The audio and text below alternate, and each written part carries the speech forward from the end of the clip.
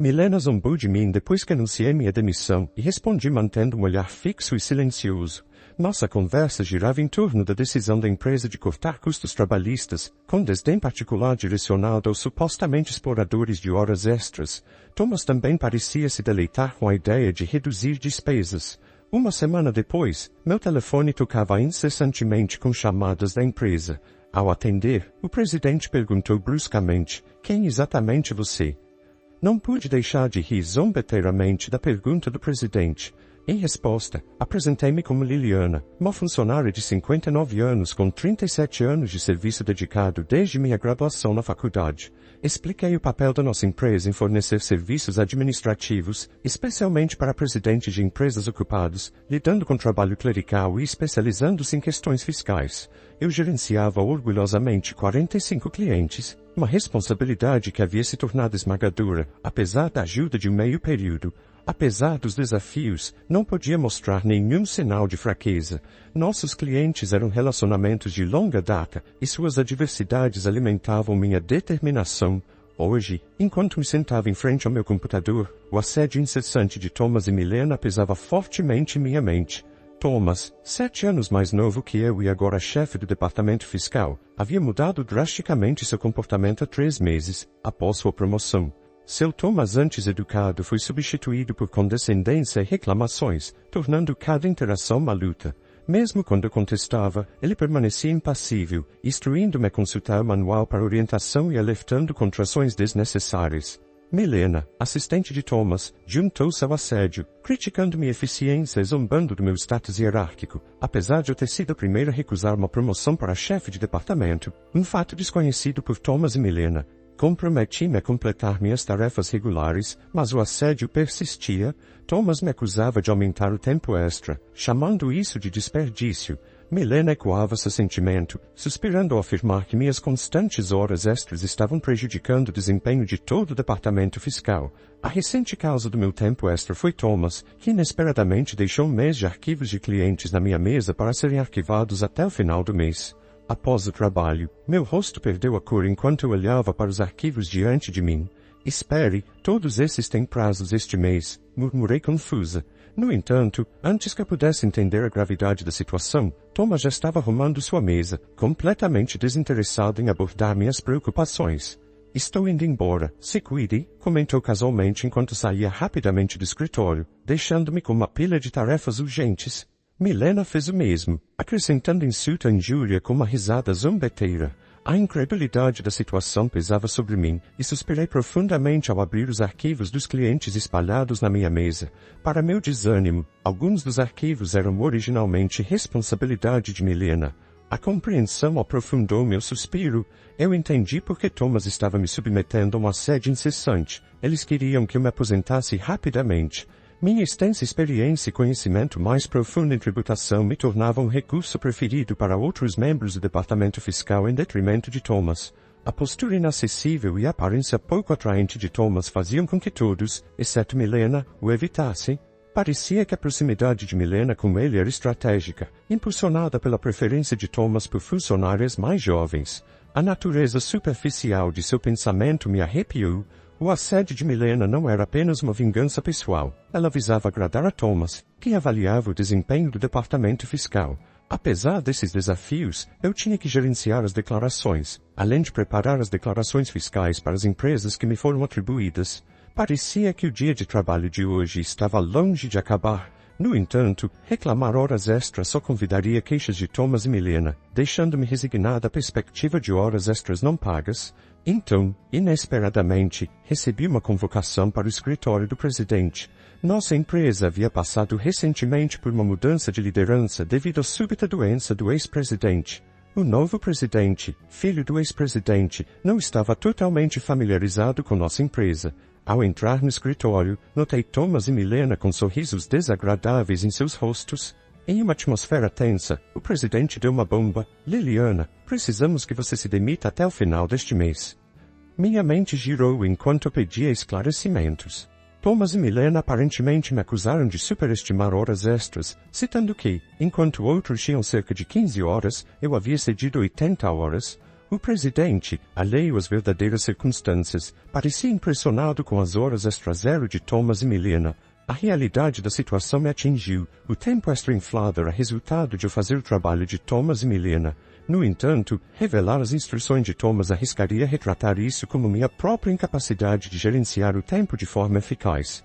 Apresentei os fatos, afirmando que não havia superestimado horas extras, mas lutava para terminar minha carga de trabalho dentro das horas regulares. O presidente suspirou profundamente, expressando dúvida, mas reconhecendo a falta de evidências para prosseguir com o assunto. No entanto, ele insistiu que não podia manter alguém trabalhando em um ritmo tão lento.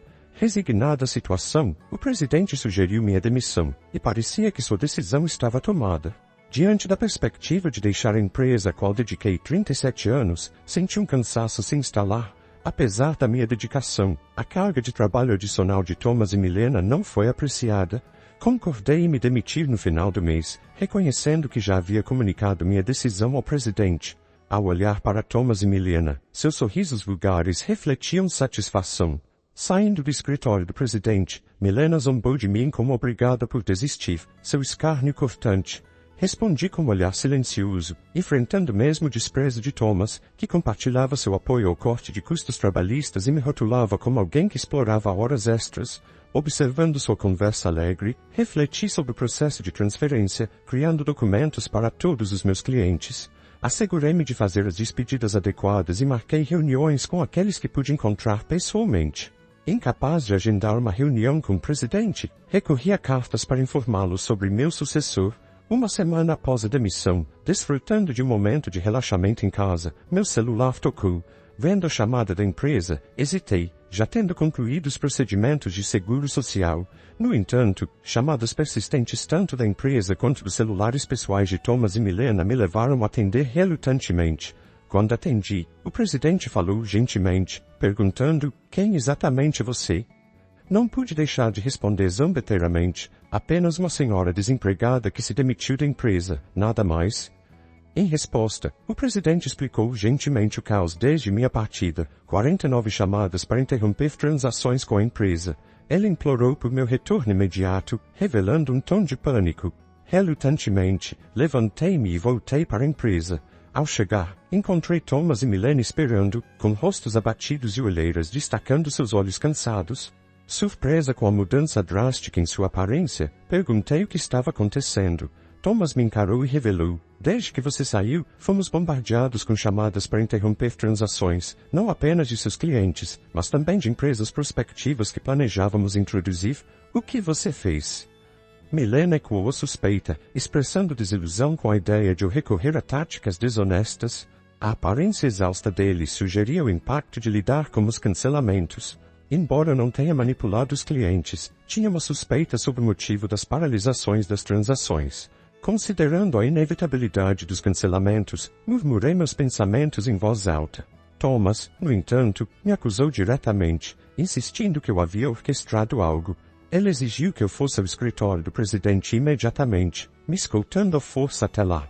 Ao entrar no escritório do presidente com Thomas e Milena, o presidente me cumprimentou com um olhar direto nos olhos. Thomas declarou: "Presidente, eu a trouxe com mais autoridade", enquanto Milena o seguiu apressadamente.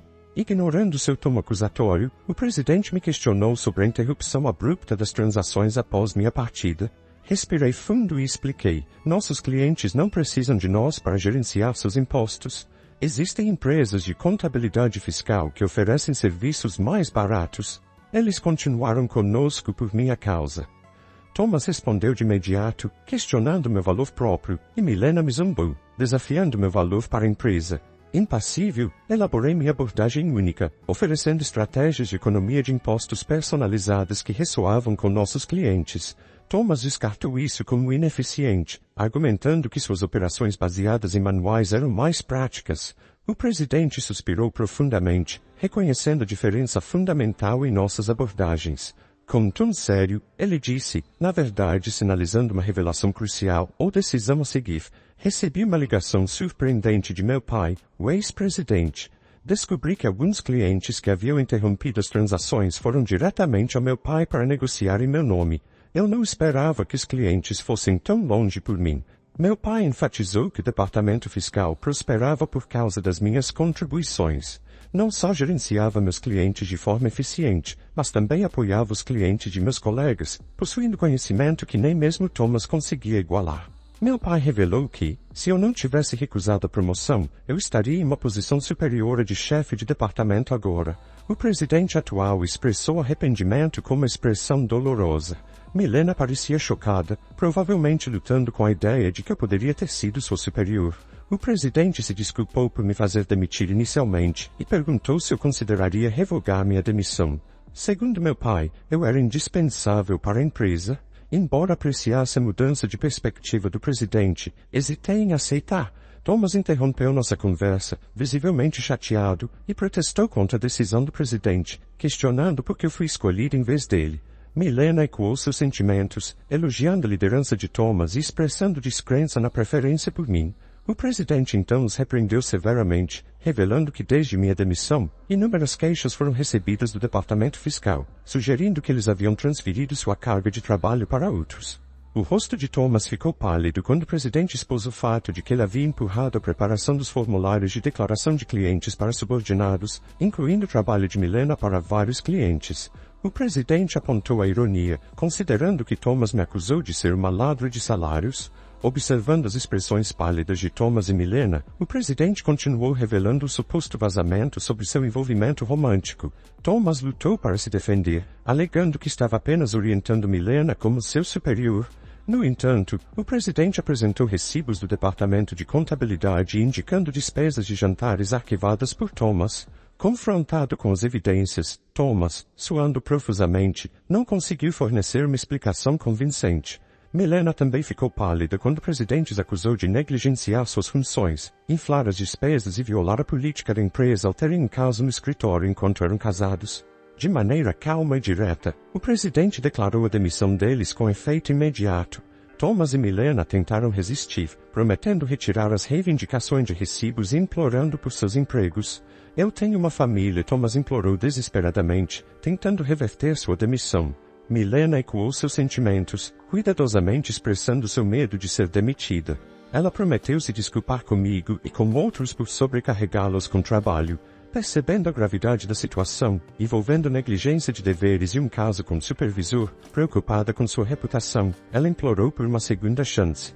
Sentindo seu desespero, ofereci um conselho. Por que vocês não param de resistir? É indigno, sugeri.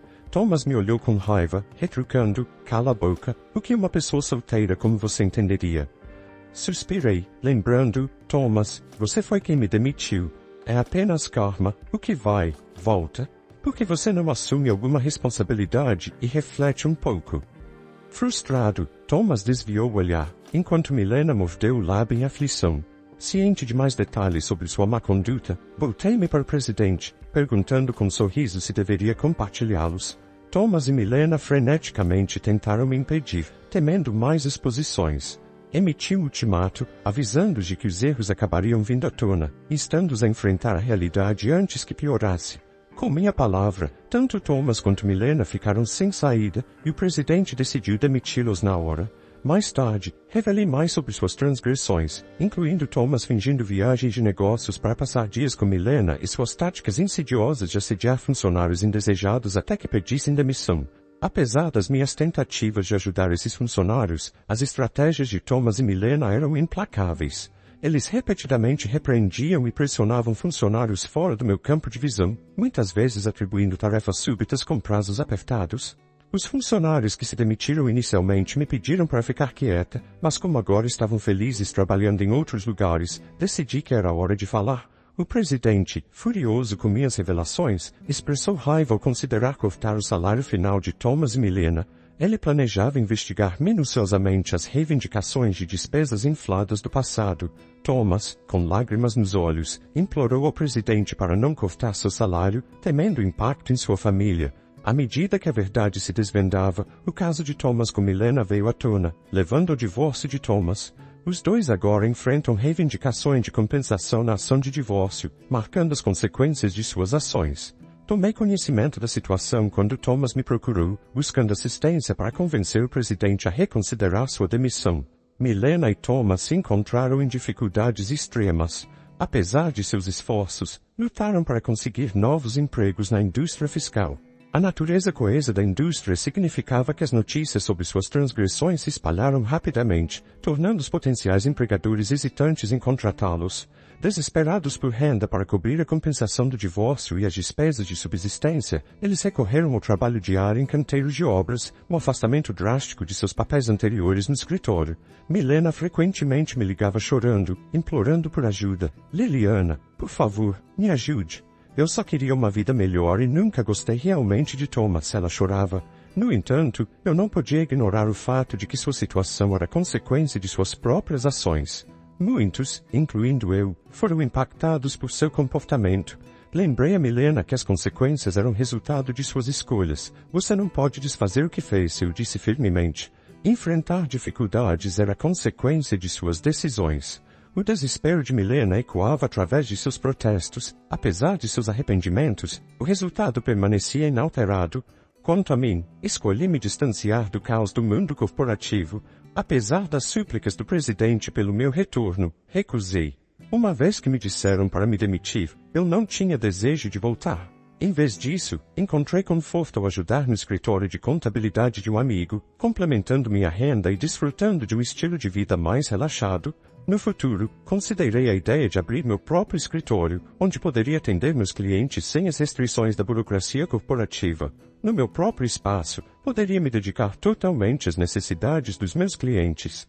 Como contadora fiscal, aspirava estar em pé de igualdade com meus clientes, fornecendo serviços sem superioridade.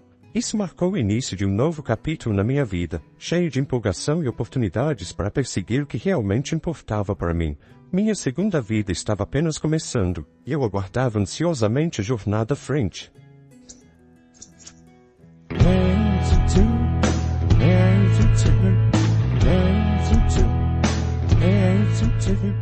Hey.